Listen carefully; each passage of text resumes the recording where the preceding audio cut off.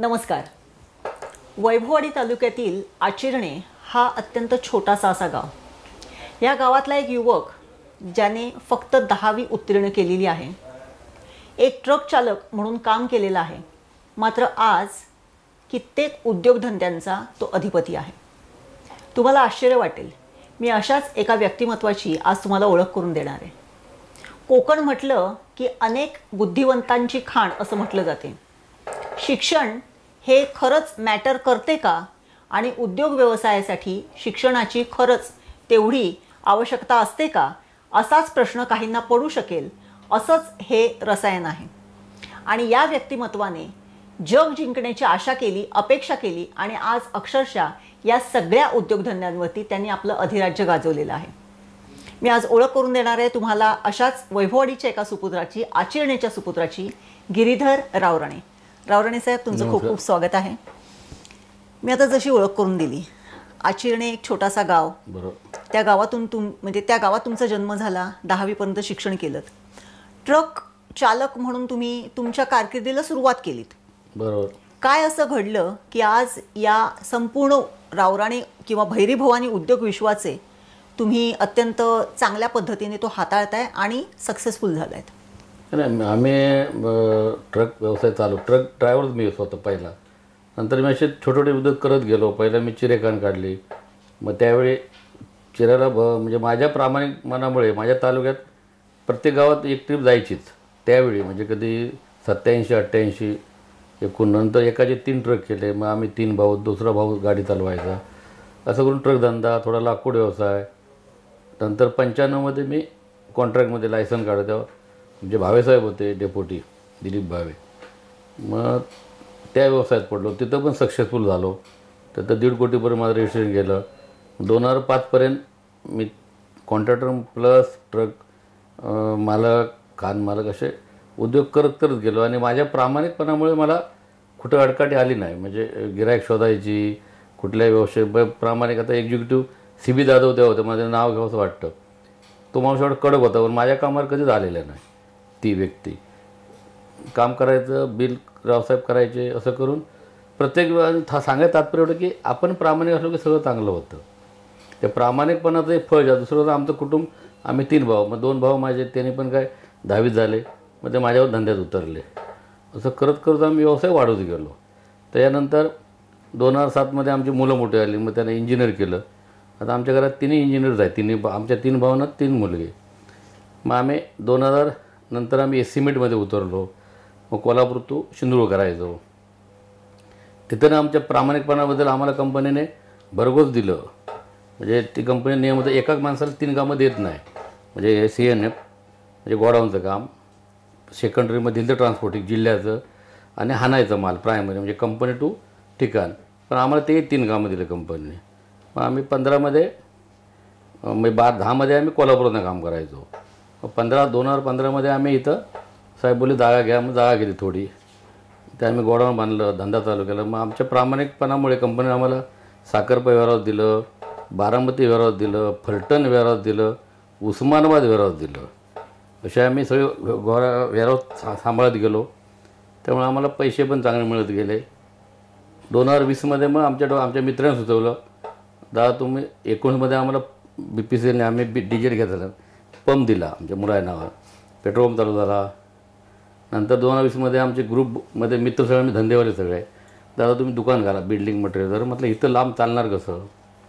ते बोलले तुमच्या नावावर सगळं चालतं, तुमचं जिल्ह्यामध्ये नाव आहे, पेट्रोल पंप तुमच्या नावावर चालतो, दुकान पण चालेल. मग ते आम्ही 2020मध्ये दुकान घातलं.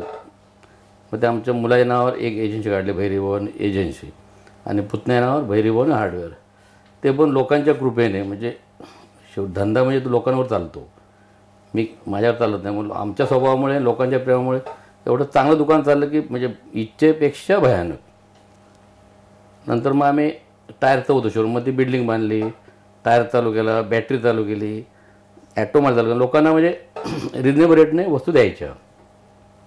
आम्ही ट्रकनंतर मोठे झाल्यामुळे आम्ही ट्रक मालकाला आणि ट्रक ड्रायव्हरला सहकार्य जास्त करतो, कारण त्याच्या जीवावर आम्ही मोठं झालो.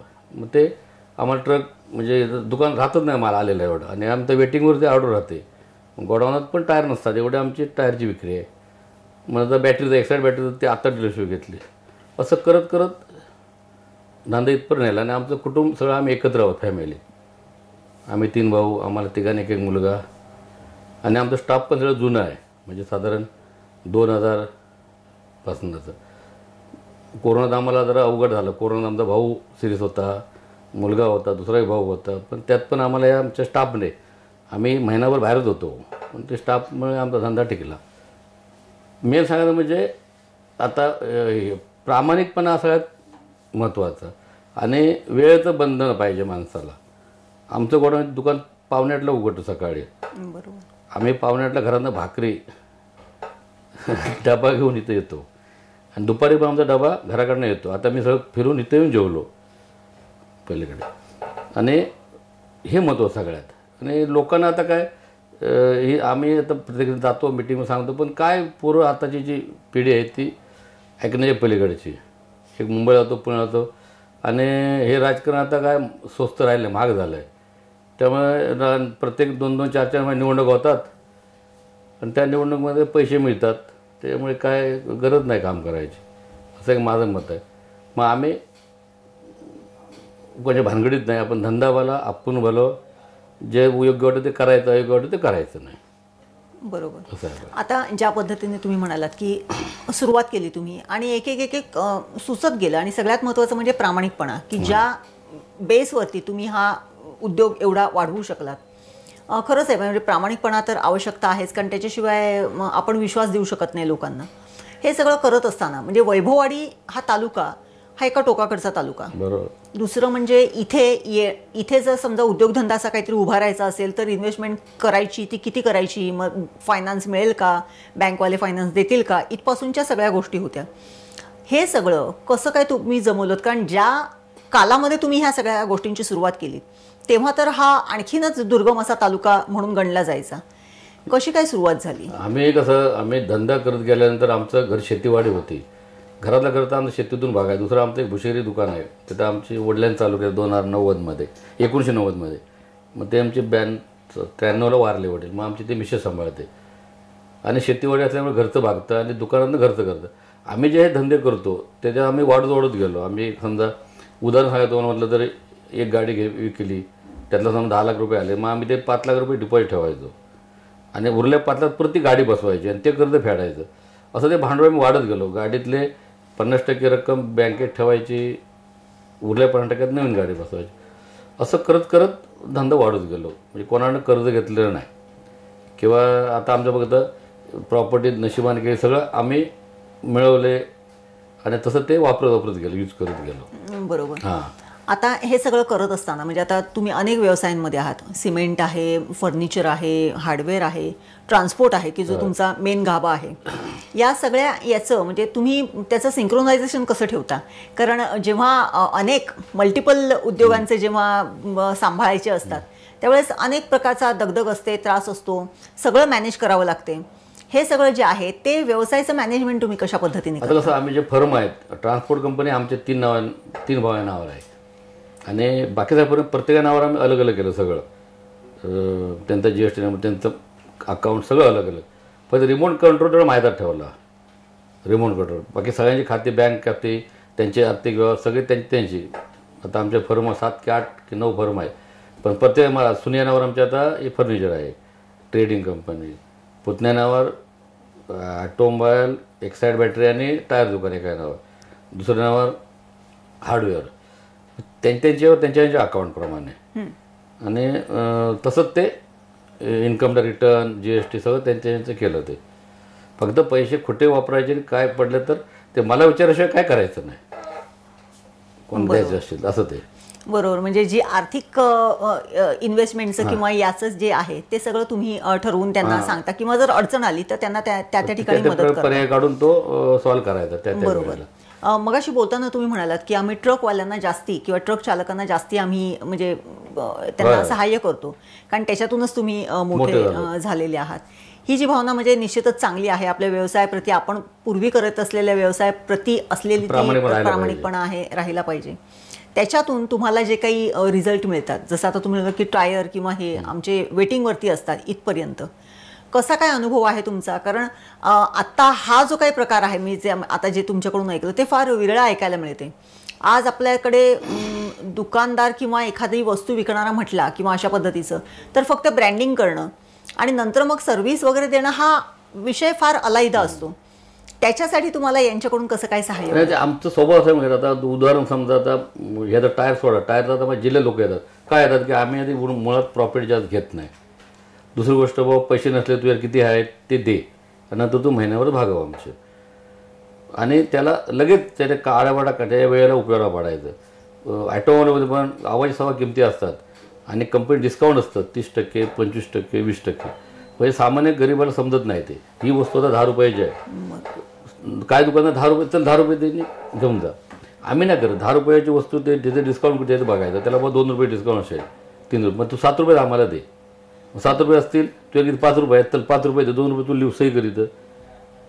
मग त्या माणसाला 10 रुपये असं 7 रुपयाला मिळाले. बरोबर. दुकानचं पण आमचं बघा, दुकान आमचं वैभवटीनं किती लांब आहे. हो, पण आमच्या रे एवढं मी अभिमान होतो की आमचे 50 रुपयाची वस्तू पण न्यायला बाजारात इथं येतात. काय येतात की आमच्या प्रेमापोटी. म्हणजे आमचं एक, माझं एक, आता मोठ्यावर सांगत नाही माझं, पण एक नाव झालं व दादाकडे गेल्यावर वस्तू मिळणार. आता एवढं दुकान असतो आमचं, माल म्हणजे एवढा पूर्ण जेवायला वेळ मिळत नाही. हे कशामुळे की आमच्या सर्व्हिस मिळत. आता माल आमचं वेंगुर्ले कुडाळ माल पण माल जातो दुकान, ते दुकान नाही, फोंड्यात दुकान नाही, कणकवली, विजयदुर्ग, इथं राधापूर, हातीविले, जैतापूर सगळं बिल्डिंग मिळतं. आम्ही डिलिव्हरी फुकट देतो. अच्छा. होम डिलिव्हरी, भरणीचे पैसे घेत नाही, बरं, उतरून तुम्ही घ्यायचं. ह्याच्यावर आमचं दुकान चांगलं चालतं, म्हणजे अपेक्षेपेक्षा जास्त. टायर पण वाटत नव्हतं एवढं टायर खपतं, आणि 30-40 लाखाचे महिन्याला टायर खपतात. बॅटरी झालं, फर्निचर आता इथं कोण आलं मनात घातलं, 1 नंबर चालतं. बरोबर. म्हणजे सांगायचं मी काय म्हणलो होतो, ते वस्तू लोकांना लुबाडायचं नाही. आपल्याकडे 1-2% बाद झाले. 100 रुपये अडकव, 100 रुपयाला 10 रुपये भरपूर झाले, 5 रुपये. मग 100 रुपये 130 रुपये जर, मग ते लोक काय खुळी नाहीत. बरोबर. तुमच्याकडे एकदा 130 रुपये देते, परत पुढे जाऊन चौशी करतात, बाबा 130 रुपये घेतली, ती 130 रुपये वस्तू नाही, ती 110 रुपयाला वस्तू होती, त्याने आम्हाला दादाने 20 रुपयाला फसवलं. मग एकदा तुम्ही 10 रुपये फसवा नाही तर 100 फसवा, चोर तो चोरच. एकदा कांटा फाट्या नाव पडलं की तो पडलं. मग त्यावेळी आम्ही प्रामाणिक, आम्हाला जे यश, आता जे आम्ही आमच्याकडे काय नव्हतं. माझ्या 9 सालात मॅडम सायकल नव्हती. मी 91 मध्ये ST1 सायकल आणली. आता माझी मोटरसायकल 15 आहेत. मुलग्याला मी मर्सिडीज बेंज वाढदिवसाला घेऊन दिली 97 लाखाची. मग सफाऱ्यात 2 आहेत, 3 सफाऱ्या आहेत, 1 नेक्स्ट. हे सगळं मेहनतीवरती केलं आम्ही. मला फसवलं नाही. कर्ज घेऊन ते कर्ज वेळेत फेडायचं, आम्हाला काही नोटीस नाही, काय नाही. सांगायचं एवढं मी, मेहनत आणि प्रामाणिकपणा आणि लोकांचा विश्वास. आता लोक एवढं लांब काय इथं विजयरुग्ण देऊळ, काय दुकानं बाकीची नाही आहेत, तळ्या दुकान नाहीत, कणकुळीत नाही आहेत. वजनामध्ये फसवायचं नाही. काय लोक वजनामध्ये फसवतात सर्रास. 100 किलोला 3-4 किलो कमी कोणी चॅलेंज. मग मी चॅलेंज करतो साहेबांना. पेट्रोल पंपमध्ये आमचं तेच आहे. आता लोकांना वाईट वाटेल, आता व्हिडिओ बाहेर जाईल तेव्हा. पेट्रोल पंप तसंच आहे, 20 ml 30 ml हे कमीच असतं डिझेल. आमच्या तुम्ही मापा, आमचा पंप एक नाही, हातुलाचा पंप एक, 100% स्टॅम्पिंग. आमचा पंप आता 7 ते 8 लिटर डिझेल का जातं? आमच्याप्रमाणे आम्ही प्रामाणिकपणे, व तू तुझ्या कष्टाचे पैसे आहेत, तू आम्हाला फसवू नको, आम्हाला दे, तुला वस्तू प्रामाणिकपणे आमच्याकडे घेऊन जा. बरोबर. निश्चितच प्रामाणिकपणाचं केवढं चांगलं मी लोकांना सगळ्या सांगतो. आणि आता काय, आताच्या पिढीला मोबाईल मिळाला आणि एक नेता मिळाला, झालं संध्याकाळी, आणि घरातून आईबरोबर भांडणं. ती बिचारी पूर्ण तुम्हाला चांगलं जेवण घालेल, कारण दुपारी तिकडे फुकट जेवलं असतो चांगलं, 300-400 रुपये ताट. मग आईकडे तो पिठी भात खाणार कसा? बरोबर ना? ही काय बोलायचं आपण. बरोबर आहे. हे सगळं करत असताना, म्हणजे आता तुमचा जवळजवळ म्हणजे जीवन प्रवासासारखंच सांगितलं तुम्ही.